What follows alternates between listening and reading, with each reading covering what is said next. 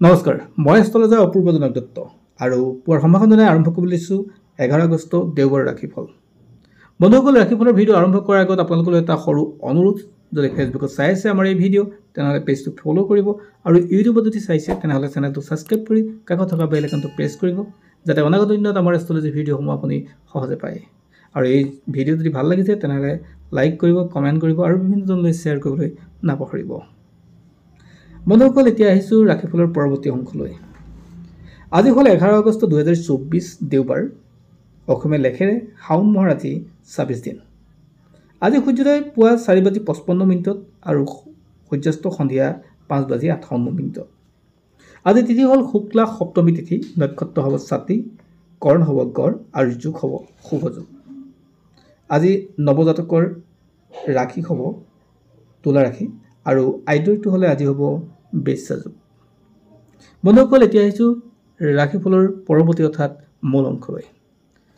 যদি আপোনাৰ মেঘ ৰাশি হয় তেনেহ'লে আজি দিনটো বৰ এটা ঠিক নাথাকে। ব্যৱসায় বাণিজ্য বৰ এটা ঠিক নাথাকিব। আপুনি সম্পদ ক্ৰয় বিক্ৰয় কৰোঁতে অলপ সাৱধান হ'ব লাগিব, অন্যথা আপোনাৰ লোকচান হোৱাৰ সম্ভাৱনা আছে। ছাত্ৰ ছাত্ৰীসকলৰ কাৰণে বৰ এটা ভাল নাথাকে আজি। যদি আপোনাৰ বৃষ ৰাশি তেনেহ'লে আজি দিনটো পজিটিভ। আজি নতুন খবৰ পোৱাৰ সম্ভাৱনা থাকে। মান সন্মান আপোনাৰ বৃদ্ধি পাব, অৰ্থাৎ ৰাজহুৱাভাৱে আপোনাৰ স্বীকৃতি লাভ। আজি স্বাস্থ্যৰ উন্নত থাকিব, ব্যৱসায় বাণিজ্য বা আৰ্থিকভাৱে আপোনাৰ উন্নতৰ দিন। যদি আপোনাৰ মিথুন ৰাশি তেনেহ'লে আপুনি জ্যেষ্ঠজনৰ পৰামৰ্শত বহুতখিনি কাম আগবঢ়াব পাৰিব। আপোনাৰ আজি নতুন সংবাদ লাভ কৰাৰ যোগ থাকে, অৰ্থাৎ ভাল খবৰ আহিব যিকোনো ক্ষেত্ৰৰ পৰা। আৰ্থিকভাৱে হওক, সামাজিকভাৱে হওক, পাৰিবাৰিকভাৱে হওক, আপোনাৰ ক্ষেত্ৰত আজি শুভ। আজি আপোনাৰ কাৰণে যিকোনো কাম কৰিলে লাভ হোৱাৰ যোগ থাকে।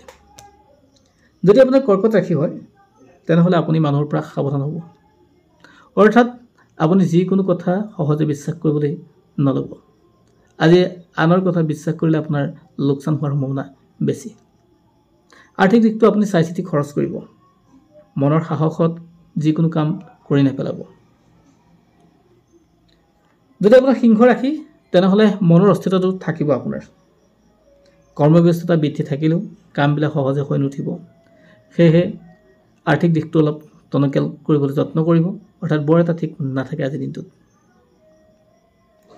আজি আপুনি যিকোনো ক্ষেত্ৰলৈ যাত্ৰা আৰম্ভ কৰোঁতে সাধাৰণতে অলপ সাৱধান হ'ব আৰু জ্যেষ্ঠজনৰ পৰামৰ্শতে কিছু কাম কৰিবলৈ যত্ন কৰিব। যদি আপোনাৰ কন্যা ৰাশি হয় তেনেহ'লে আজিৰ দিনটো আপোনাৰ কাৰণে ভাল দিন, আপোনাৰ লাভ হোৱাৰ যোগ থাকে। যিসকলে নৃত্য, গীত, কবিতা, সাংস্কৃতিক ক্ষেত্ৰত জড়িত তেওঁলোকৰ কাৰণে আজিৰ দিনটো ভাল।